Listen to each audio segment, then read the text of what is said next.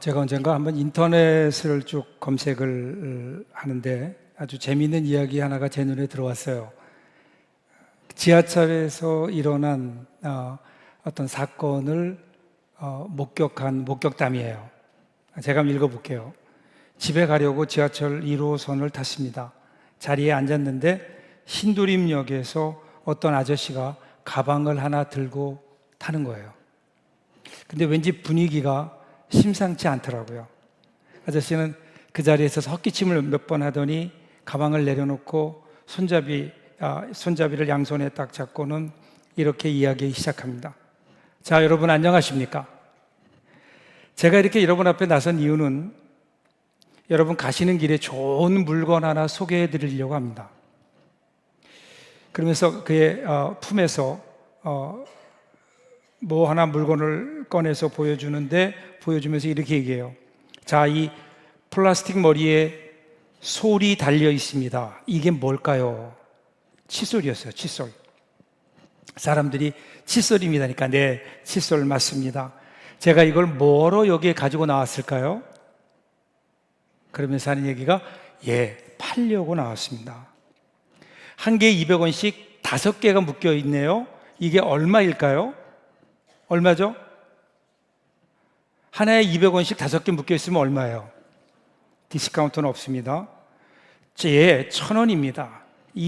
그런데 여러분 이 칫솔을 뒤로 돌려보시면 영어로 이렇게 써 있습니다. Made in Korea. 이게 무슨 뜻일까요? 수출품이라는 겁니다. 수출이 잘 되었을까요? 망했습니다. 그래서 여러분들에게 지금 공장도 가격으로 싼 가격에 좋은 칫솔 5개를 단돈 1,000원에 모십니다. 그러고는 사람들에게 칫솔을 다 돌리기 시작하는 거예요.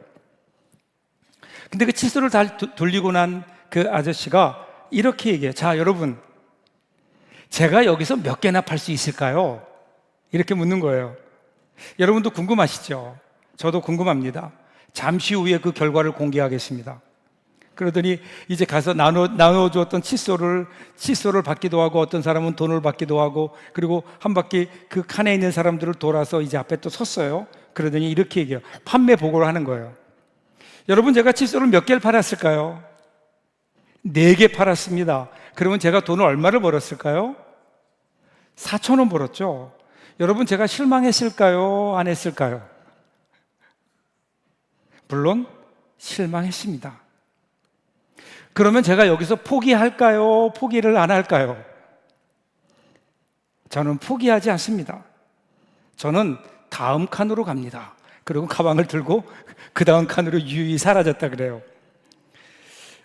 그 글을 읽으면서 그 아저씨의 모습을 한번 연상해 봤어요. 별로 여기 많이 팔리지 않았거든요. 실패했어요. 그런데 포기하지 않고 가방을 들고 다음 칸으로 옮겨가는 그 아저씨의 모습이 참 인상적이었어요. 희망이 아니었을까? 희망. 여기서는 비록 실패했지만 나에게는 다음 칸이 있다고 하는, 여러분, 이것이 희망이 아닐까요? 참된 소망이 어디에 있을까요? 참된 소망이 오늘 우리의 상황과는 상관없이 나에게는 그 가능성이 조금도 없어 보이지만 그런데 다음 칸에 있다고 하는 것, 여러분, 그것이 소망이 아닐까. 오늘 우리가 읽었던 말씀도 보면 이 소망, 이 희망, 하나님의 이 다음이라고 하는 은혜가 나옵니다. 자, 오늘 읽었던 말씀이 신명기 9장이에요. 9장 보면 지금 바로 그 전에 어떤 사건이 있었는가 하면 이스라엘 사람들이 모세가 시내산에 하나님의 계명을 받기 위해 올라간 그 사이에 그 밑에서는 금송아지를 만들어 놓고 거기에 그 제사하고 있는 장면이 나와요. 이것 때문에 하나님이 굉장히 진노하셨거든요. 왜 이렇게 진노하셨을까? 여기 나오는 이 송아지라고 번역된 이 에겔이라고 하는 이 단어는요, 고대 근동에서 우회적으로 애송이라는 어떤 경멸을 담은 그러한 의미의 단어예요. 이 송아지 그러면 뭐 이렇게 크게 사람들이 우러러 보는 그러한 내용이 있지 않아요. 송아지 그러니까 어린 소이니까. 그리고 더군다나 그 당시에 소는요, 고대의 신상을 만들 때 그 신들이 밟고 있는 그 받침대, 그것을 거의 많은 경우에 소로 조각을 만들었거든요. 그러니까 지금 이스라엘 백성들이 만든 이 금송아지라고 하는 거에 사실은요, 우리의 생각과는 달리 아주 하찮고 짓밟아도 되는 존재라는 의미가 그 안에 있는 거, 내포되어 있는 거예요. 즉 우리가 지금 이스라엘 백성들이 그것을 만들어 놓고 절하는 그 모습을 보면 어떤 내용인가 하면, 하나님 앞에 우리가 하나님께 적당한 제사와 적당한 제물을 드릴 테니까 그거 드시고 그걸로 만족하시고 우리의 삶에는 더 이상 개입하지 마십시오, 간섭하지 마십시오, 이런 의미가 거기에 내포되어 있는 거죠. 그러니까 한마디로 얘기하면 하나님을 향한 선전포고예요. 이것이 금송아지 사건이에요. 그러니까 하나님이 진노하세요. 13절 보세요. 여호와께서 또 내게 말씀하여 이르시되 내가 이 백성을 보았노라. 보라, 이는 목이 곧은 백성이니라. 이 목이 곧다, 이 말은요, 보통 우리는 뭐 교만하다, 뭐 고개를 뻣뻣하다, 뭐 이런 의미지만 원래 히브리어의 의미는 크쉐 오레프라는 뜻이에요. 이 단어는 뭐냐면요, 소나 말이 있잖아요. 거기에 재갈을 물려요, 굴레를 씌워요. 그래서 끌고 가야 되잖아요. 끌고 가려고 하는데 얘가 안 움직여요. 끝까지 안 가려고 고집을 피우는 거예요, 소나 말이. 그 상태를 목이 곧다, 크쉐 오레프, 이렇게 얘기하는 거예요. 그러니까 지금 이스라엘 백성들이 그렇다는 거예요. 하나님이 가자 아무리 끌어도 따라오지 않고 안 가겠다고 고집 피워요. 그리고 하나님은 야, 거기 가면 안 돼 그러는데 기어코 가겠다고 고집 피우는 거예요. 결국 고집이 세다라는 의미인 거예요, 목이 곧다라는 말은. 그러니까 하나님 말씀을 참 안 들었어요. 그러니까 하나님께서 14절에서 뭐라고 말씀하세요? 14절 같이 한번 읽을까요? 나를 막지 말라. 내가 그들을 멸하여 그들의 이름을 천하에서 없애고 너를 그들보다 강대한 나라가 되게 하리라 하시기로. 이제 소망이 없다는 거예요. 이스라엘 백성들 더 이상 아무리 내가 봐도 쟤네들은 더 이상 소망이 없어, 가망이 없어. 그러니까 없애자. 아예 싹수가 노라니까 아예 다 잘라버리고 그리고 새롭게 시작하자. 내가 아브라함을 통해서 하나님의 백성들을 만들어냈듯이 이제 모세 너를 통해서 내가 너를 제2의 아브라함 삼아서, 그래서 우리가 새로운 민족, 조금 더 말도 잘 듣고 더 강한 민족을 내가 만들겠다. 그러니까 저들 포기해라 그런 거예요. 이게 하나님께서 모세를 향해 주시는 말씀이에요. 이제 이스라엘 백성들에게 더 이상 소망이 없어요. 이렇게 끝날 것 같던 이 이야기가, 그런데 그 다음에 어떻게 이어지죠? 자, 이 하나님으로부터 이 소식을 들었어요. 이 이야기를 들은 모세가 부랴부랴 산 밑으로 내려와요. 내려와서 보니까 그 광경이 벌어져 있는 거예요. 시내산 밑에 금송아지를 만들어 놓고 광란의 축제를 벌이고 있는 이스라엘 백성들을 보니까 화가 나죠. 그래서 하나님이 주셨던 십계명 두 돌판을 그 송아지 상을 향해서, 금송아지를 향해서 집어 던져요. 그래서 돌판이 깨져요. 하나님과 언약이 깨진 거예요. 하나님과 언약이 깨진 거예요. 그리고 나서 그는 다시 길을 돌이켜서 시내산으로 올라가요. 하나님 앞에 40일 동안 엎드려 기도해요. 금식하며 기도해요. 그럼에도 불구하고 하나님이 진노하시는 거예요. 18절 보면 그를 경록케 하여, 19절 보면 여호와께서 심히 분노하사, 19절 보세요. 여호와께서 심히 분노하사 너희를 멸하려 하셨으므로 내가 두려워하였노라. 그러나 여호와께서 그때에도 내 말을 들으셨고, 하나님께서 용서하셨어요. 그런데 왜 용서하셨죠? 모세가 기도했어요. 하나님 앞에 중보하며 기도했어요. 어떤 기도를 했을까요? 이따가 우리가 이제 나중에 나오는 모습을 보면 알 수 있어요. 이 목숨을 건 모세의 중보 기도로 말미암아 이스라엘 백성들이 그 죄에서 사함을 받아요. 용서함을 받아요. 이렇게 용서함을 받은 모세가 내려와요. 내려와서 백성들에게 너희의 죄가 사해졌다라는 것을 선포해요. 그 내용이 21절이에요. 21절 같이 한번 볼까요? 같이 읽겠습니다. 너희의 죄, 곧 너희가 만든 송아지를 가져다가 불살라 찢고 티끌같이 가늘게 갈아 그 가루를 산에서 흘러내리는 시내에 뿌렸느니라.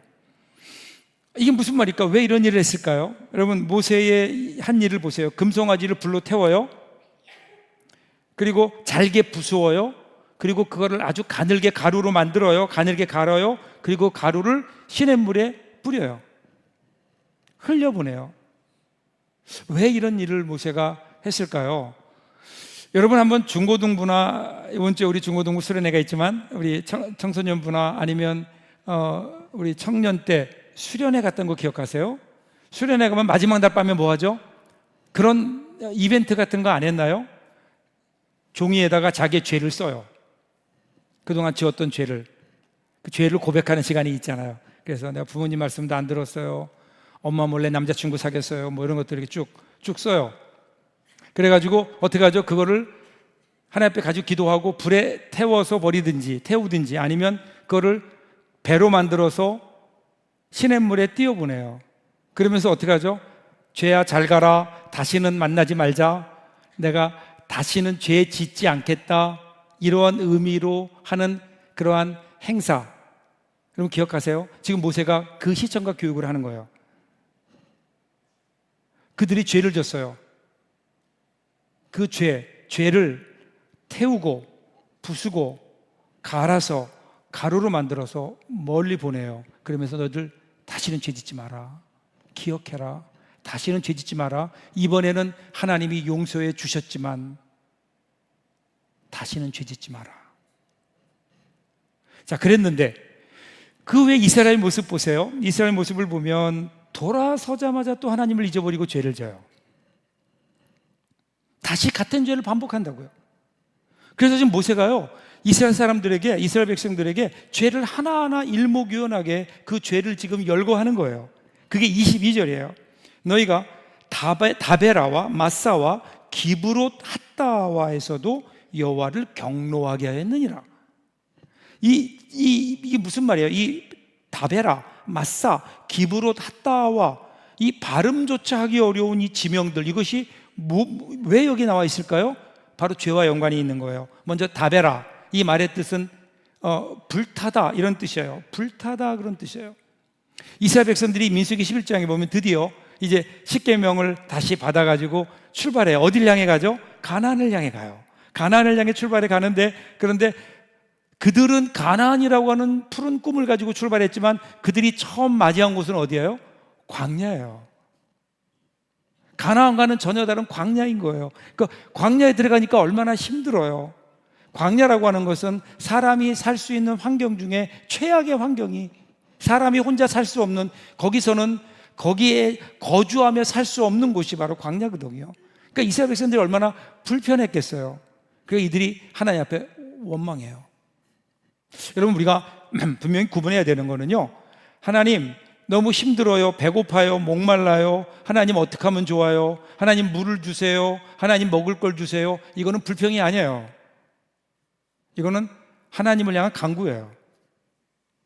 우리의 부족한 걸 하나님께, 하나님 내가 너무 이런 일이 있네요, 힘들어요, 하나님 어떻게 하면 좋을까요, 도와주세요, 당연히 해야 되는 일이에요. 근데 여기에 나오는 이스라엘 백성들이 한 일은 원망이라고요. 원망은 뭘까요? 하나님을 부인하는 거예요. 원래 내가 이집트에 잘 살고 있었는데, 거기에서는 먹을 것도 있었고 마실 것도 있었고 잠잘 것도 있었는데 왜 우리를 꼬드겨서 이렇게 불러내더니 결국 이 광야, 이 척박한 땅에 우리를 여기에다가 내버려 두느냐, 여기서 우리를 죽게 하려고 하느냐. 하나님, 당신이 진짜 하나님입니까? 이 하나님의 구원과 하나님의 역사를 부인해요. 하나님이 여기에 진노하시는 거예요. 그래서 그들에게 불을 내리셔서 그들이 있던 진영 외곽의 일부를 태우세요. 기억하라는 거예요. 태우다. 그래서 다베라 이렇게 얘기하는 거예요. 두 번째는 마사라는 거예요. 마사는 히브리어로 시험하다라는 뜻이에요. 이스라엘 백성들이 가장 힘든 것 중에 하나가 물이었잖아요. 먹을 물이 없으니까 이들이 막 하나님 앞에 또 원망하는데, 이거는 간구가 아니라 원망이에요. 왜 우리를 여기 데리고 나와서 이 광야에서 우리를 목말라 죽게 하느냐, 목말라 죽게 하느냐. 결국 그래서 출애굽기 17장 7절에 보면요, 그가 그곳 이름을 마사 또는 무리바라 불렀으니 이는 이스라엘 자손이 다투었으며 또는 그들이 여호와를 시험하여 이르기를 여호와께서 우리 중에 계신가 안 계신가 하였습니다라. 그들이 홍해를 건넜어요. 시내산에서 하나님께 큰 그 복을 받았어요. 그리고 거기에서 불로 임하시는 하나님의 진노하심도 분명히 알았어요. 그런데 여전히 그들은 하나님을 믿지 못해요. 하나님이 함께 하심을 믿지 못해요. 왜 그랬을까요? 환경을 보며 원망하는 거예요. 하나님이 계시다면 왜 우리에게 이러한 갈증이 있느냐는 거예요. 하나님이 계시다면 왜 우리가 목말라 이렇게 고통을 당하느냐는 거예요. 이거는 하나님이 계시지 않기 때문이다, 이렇게 이야기해요. 불신이에요. 여러분, 보통 우리가 하나님이 나와 함께 하신다라는 그 근거를 뭘로 삼나요? 우리도 그렇지 않나요? 우리도 내가 하는 일이 잘 되고 내가 뭐 하는 일이 내 뜻대로 잘 풀리면 그러면 하나님이 우리와 함께 하시는구나 라고 생각하지만, 우리가 원하는 대로 되지 않으면 하나님이 나와 함께 하시지 않는구나, 하나님이 어디 계시지, 하나님이 나와 함께 하시지 않는가. 바로 이 불신에 대한 죄악, 하나님을 의심한 그들, 하나님이 계신가 안 계신가를 의심했던 그들에게 하나님께서 그들의 죄악을 지적하시는 거예요. 세 번째는 기브롯 핫다와, 이 발음이 어려워요. 제가 오늘 이거 발음한다라고 한 20번은 읽었어요. 기브롯 핫다와. 이 뜻은 뭐냐면 탐욕의 무덤이에요. 이제 하나님께서 배고프다고 하니까 만나를 주셨네요. 그런데 매일 만나를 먹다 보니까 사람들이 질리는 거예요. 그래서 뭐라 그래요? 내가 매일 풀만 먹는 토끼 새끼냐, 고기를 먹어야 되지 않겠냐는 거야. 단백질 공급이 필요하다. 그럼 하나님을 또 원망해요. 우리가 이집트에 있을 때는 이러면서. 그러니까 하나님께서 그들에게 그래? 그럼 니네 고기나 실컷 먹어라. 그리고 메추라기를 보내세요. 그리고 메추라기만 보내신 게 아니라 하나님의 진도도 같이 보내세요. 그래서 그들을 치셨어요. 이 사건이 바로 기브롯 핫다와예요. 그뿐이 아니에요. 23절 보세요. 여호와께서 너희를 가데스 바네아에서 떠나게 하실 때에 이르시기를 너희는 올라가서 내가 너희에게 준 땅을 차지하라 하시되 너희가 너희 하나님 여호와의 명령을 거역하여 믿지 아니하고 그 말씀을 듣지 아니하였더니, 무슨 이 가데스 바네아에 어떤 일이 있었죠? 그들이 이제 한 2년 정도 세월이 걸쳐서 드디어 가나안 적경 지역에 갔어요. 거기가 가데스 바네아예요. 가데스 바네아라고 하는 도시에 이르렀는데 거기에서 모세가 12명의 정탐꾼을 보내요. 살만한가? 우리가 들어갈 만한가? 그래서 그들이 와서 뭐라 그래요? 그 중에 10명이 우리는 들어가면 죽습니다. 그들이 워낙 강대해서 그들에 비하면 우리는 메뚜기밖에 안 됩니다. 그래서 어떻게 해요? 또 원망하는 거. 하나님, 우리를 가나안 땅으로 들어가라고요? 저기 들어가면 우리는 메뚜기인데 그럼 밟혀 죽을 거 아닙니까? 왜 우리를 저기에 들어가라고 합니까? 결국 우리를 가나안에서 죽이려고 우리를 불러내셨습니까? 그래서 유턴해가지고 다시 광야로 들어가요. 그래서 40년 동안을 거기서 헤매다가 그들은 다 죽어요. 그리고 출애굽 2세대만 나중에 가나안에 들어가게 되잖아요. 사실은요, 하나님을 분독해 했던 죄악은 엄청 많아요. 더 많아요. 근데 모세는 그 중에 아주 중요한 굵직굵직한 사건들만 간단하게 언급하면서 지금 이야기하는 거예요. 야, 이거 봐라. 너희는 처음부터 지금까지 하나님의 말씀을 안 듣는 목이 곧는 백성이었다.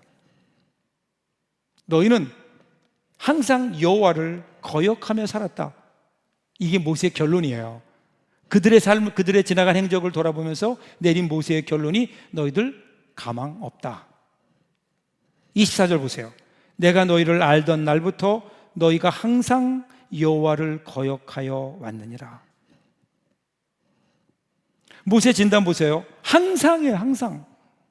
어쩌다가 가끔이 아니에요. 항상 너희들은 여호와를 거역했다. 가망이 없다는 거예요. 용서해 주면 또 죄짓고, 용서해 주면 또 죄짓고.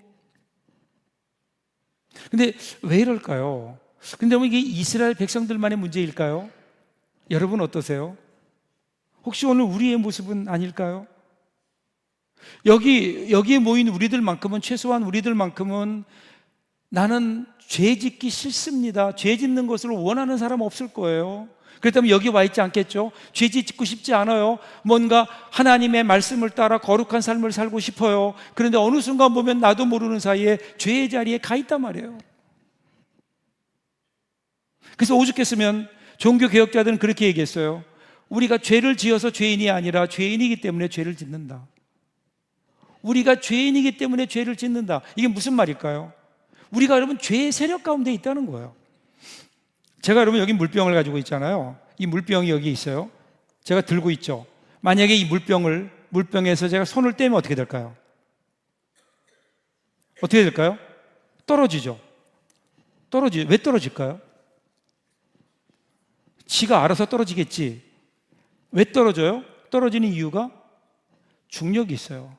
끌어당기는 힘이 있어요.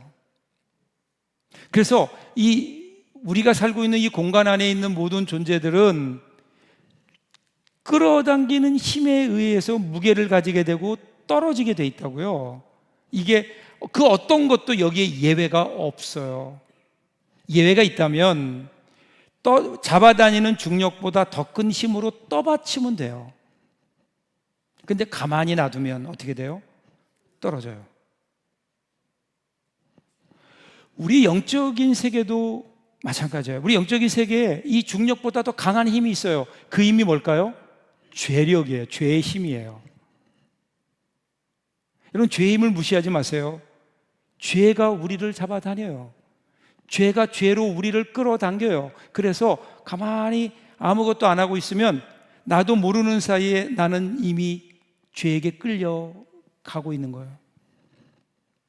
내가 하나님 말씀 멀리하고요, 기도하지 않고요, 하나님 뜻대로 살려고 노력하고요, 경건 생활하지 않고요, 이런 거 아무것도 하지 않고 그냥 가만히 세상 사람 사는 것처럼 살아보시라고요. 그럼 어떻게 돼요? 나도 모르는 사이에 나는 이미 죄의 중심에 가 있는 거예요. 이게 여러분 죄의 힘이에요. 그 누구도 이 죄의 힘에서 벗어날 사람 없어요. 예수님께서 이 땅에 오신 이유가 뭐예요? 이 죄의 세력을 끊기 위해서. 그래서 우리로 하여금 이전에는 죄를 지을 수밖에 없는 존재로 우리를 만드셨는데 이제는 예수님의 십자가로 말미암아 우리가 죄를 짓지 않아도 될 수 있는 존재로, 죄를 짓지 않고도 살 수 있는 존재로 하나님이 우리를 만드시고 우리에게 기대하시는 거 아니에요? 그럼에도 불구하고 여전히 오늘 우리는 이 죄의 세력에서 자유롭지 못해요. 더군다나 이 죄가 반복되다 보면요, 그러면 우리에게 습관이 되어버려요. 반복되는 죄. 아예 이제는 그때는 죄가 우리 안에 들어와요. 그래서 우리 안에 자리 잡아요. 나의 인격을 파괴해요. 우리의 삶을 변질시키는 거예요. 습관. 여러분, 습관을 영어로 habit 그렇게 얘기하죠. 이 habit에서 나온 또 다른 명사형이 habitation이라는 말이에요. 이 habitation이라는 말이 뜻이 뭔지 아세요? 거주란 뜻이에요. 거주. 그러니까 반복되는 죄의 이 악한 습관들, 우리가 죄를 지을 수 있죠. 근데 이 죄가 한 번으로 끝나지 않고 계속해서 반복되는 죄가 있다면, 그러면 그 반복되는 죄는 어떤 걸 말하는가 하면 죄에 우리의 마음을 내어주는 거라고요. 어느 순간 보면 반복되는 죄로 말미암아 우리가 죄에 중독돼요. 그래서 우리가 그것은 우리의 마음을 죄에게 내주었기 때문에 그래요. 그러면 죄가 우리 가운데 들어와요. 우리 가운데 자리 잡아요. 그리고 이제는 죄가 우리를 끌어가요. 그러면 여러분, 오늘 우리가 죄에서 누구도 자유롭지 못해요. 죄를 지을 수 있어요. 그런데 반복하지 말자는 거예요. 반복하지 말자는 거예요. 반복하는 죄는 우리의 중심을 사탄에게, 죄에게 내어주는 거예요. 여러분, 새가 머리 위로 날아가는 것을 막을 수는 없어요. 그런데 그 새가 내려와서 내 머리에다가 새의 집을 짓는 것은 못하게 할 수 있어요. 그 죄란 마치 머리를 스쳐 지나가는 새와 같아서 우리가 어찌할 수 없어요. 우리도 모르는 사이에 우리에게 죄에 대한 어떤 그 마음이 있어요. 나도 모르는 사이에 죄를 짓게 돼요. 죄의 자리로 가게 돼요. 그럴 수 있다고요. 그런데 거기서 기억해야 될 것은, 거기서 그것이 반복되어서 죄가 우리의 습관이 되지 않도록, 죄에게 우리의 마음을 내어주지 않도록, 죄가 우리 마음 가운데 들어와서 우리 가운데 자리를 잡지 않도록, 들어왔지 않게 우리 막아야 되는 것 아닐까요? 이스라엘 백성들이 여기 실패했다고요. 그래야 되는데 실패했어요. 그래서 하나님이 진노하신 거예요. 더 이상은 가망이 없다. 그래서 그들을 아예 멸하시려고 할 때 그때 모세가 중보기도해요. 이 중보기도의 내용이 중요해요. 27절, 28절을 같이 한번 읽겠습니다. 같이 읽겠습니다. 주의 종 아브라함과 이삭과 야곱을 생각하사 이 백성의 완악함과 악과 죄를 보지 마옵소서. 주께서 우리를 인도하여 내신 그 땅 백성이 말하기를 여호와께서 그들에게 허락하신 땅으로 그들을 인도하여 드릴 만한 능력이 없고 그들을 미워하기도 하사 광야에서 죽이려고 인도하여 내셨다 할까 두려워하나이다. 두 가지를 기도해요. 첫 번째가 뭐냐면 하나님의 언약이에요. 하나님의 약속. 아브라함, 이삭, 야곱을 생각하셔서 그들에게 하셨던 약속을 하나님 기억해 주시고 하나님 저들을 용서해 주십시오. 두 번째는 하나님의 영광이에요. 하나님의 영광. 만약에 하나님께서 저들을 멸하시면 그러면 사람들이 하나님을 뭐라고 얘기하겠습니까? 이집트에서 그들을 구해내더니 결국은 광야에서 다 죽었다. 둘 중에 하나 아니에요? 능력이 없어서 죽였으면 무능력한 하나님이라고 저들은 하나님을 욕되게 할 것이고, 만약에 그들을 하나님이 죽이셨다고 하면 잔인한 하나님으로 그들은 하나님을 오해할 겁니다. 그러면 하나님의 영광이 가로막힙니다. 그러니까 하나님 돌이켜 주십시오. 뜻을 거두어 주십시오. 그러면서 하나님 앞에 기도하는 거예요. 그러면서 29절에서 마지막 이렇게 얘기해요. 그들은 주의 큰 능력과 펴신 팔로 인도하여 내신 주의 백성 곧 주의 기업이로소이다 하였노라. 무슨 얘기? 하나님, 저들이 하나님의 백성입니다. 하나님의 백성입니다. 이것이 기도의 마지막 고백이에요. 이게 무슨 뜻이에요? 하나님, 저 이스라엘 백성들을 보면, 저들이 행했던 일을 보면, 저들의 죄를 보면, 저들의 삶을 보면 하나님의 백성이라고 얘기할 수 없지만, 얘기할 만한 그 어떤 근거도 없지만, 그런데 여러분, 하나님의 약속과 하나님의 영광과 하나님의 은혜의 차원에서 보면 하나님, 저들은 어쩔 수 없는 하나님의 자녀들 아닙니까? 하나님의 백성들이라고 얘기하는 거예요. 이 하나님의 은혜에 호소하는 거예요. 지금 모세는 하나님이 어떤 분인지를 분명히 알고 있어요. 여러분, 지금 가만히 보세요. 지금 모세는요, 하나님 저들을 용서해 주세요. 저들도 이제 잘 깨달을 겁니다. 지금까지 이렇게 혼났으니까 하나님 이제 저들도 어느 정도 알아들었을 겁니다. 앞으로는 죄를 좀 덜 지을 겁니다. 이렇게 얘기하지 않았다고요. 오히려 모세는 하나님 맞습니다. 저들은요 또 죄를 지을 겁니다. 하나님 이번에 용서해 주시면 또 죄를 지을 겁니다. 그런데 그럼에도 불구하고 하나님, 저들은 하나님의 백성이 아닙니까? 어차피 이 저들의 운명은, 저들의 소망은 저들에게 있지 않고 하나님께 있지 않습니까? 하나님의 신실하심에 있지 않습니까? 죄를 지을 때 그들을 벌하시지만 그러나 용서해 주시고 새롭게 기회를 주시는 하나님의 신실하신 은혜, 그 은혜가 저들의 희망인 것이지, 어차피 하나님 저들에게는 희망이 없습니다. 하나님이 희망입니다. 모세는 지금 하나님 앞에 그렇게 기도하는 거예요. 그러면서 하나님, 저들에게 기회를 주십시오. 하나님의 은혜, 다음이라고 하는 기회. 여기는 지금까지는 실패했지만 그럼에도 불구하고 하나님, 저들에게 다시 한번 주시는 하나님의 그 은혜를 베풀어 주십시오. 이렇게 모세의 기도가 끝나요. 사랑하는 여러분, 새로운 한 해가 시작됐어요. 한 번도 살아보지 않은 2024년이에요. 어떻게 살려고 하세요? 오늘 이 새로운 한 해는 여러분들에게 어떠한 시간들입니까? 여러분, 미래를 나타내는 그 단어 가운데 라틴어에는 두 개의 단어가 쓰이고 있어요. 하나는 futurum이라는 말이에요. 여기에서 영어의 future라는 말이 나와요. 이 미래는요, 우리가 다가가는 거예요. 미래를 향해 우리가 나아가는 거예요. 내가 주체가 되어서 내가 미래를 향해 나아가는 시간으로서의 미래, 이게 futurum이에요. 그런데 또 하나의 단어가 있어요. 그거는 뭐냐면 adventus라는 말이에요. adventus라는 말은 반대예요. 오는 시간이에요.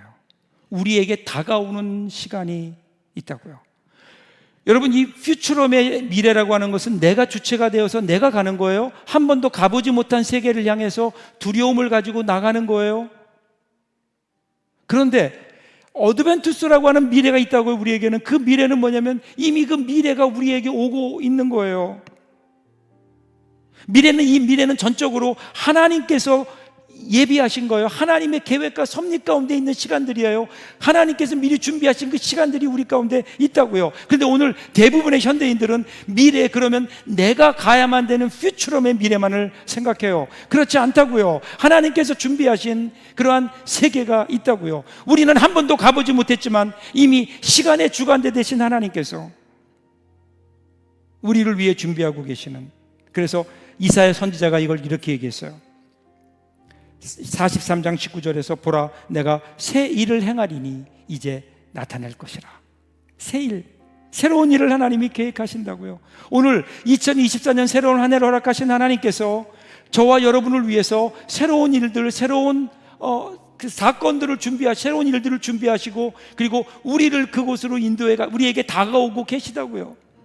그 하나님을 바라보는 것, 여러분, 이것이 우리에게 있어지는 새로운 미래가 열려지는 순간이 아닐까요?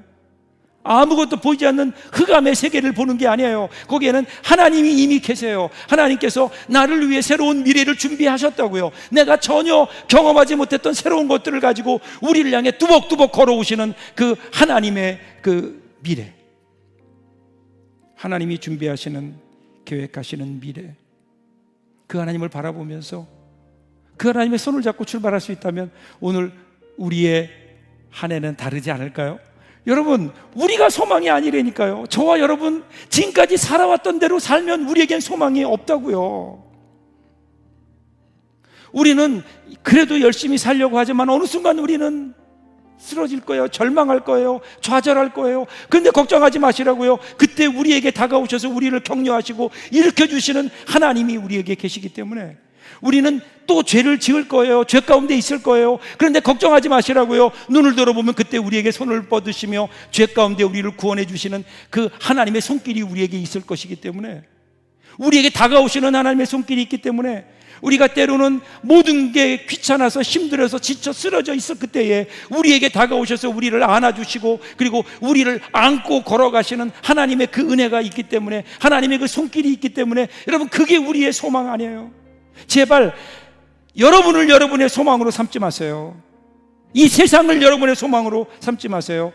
하나님, 새로운 일을 행하실 하나님, 그러면 우리 삶이 달라지지 않을까요?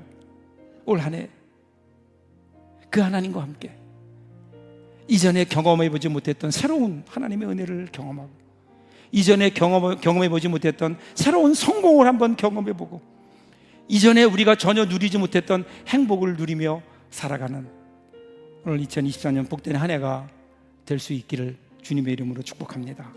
기도하겠습니다.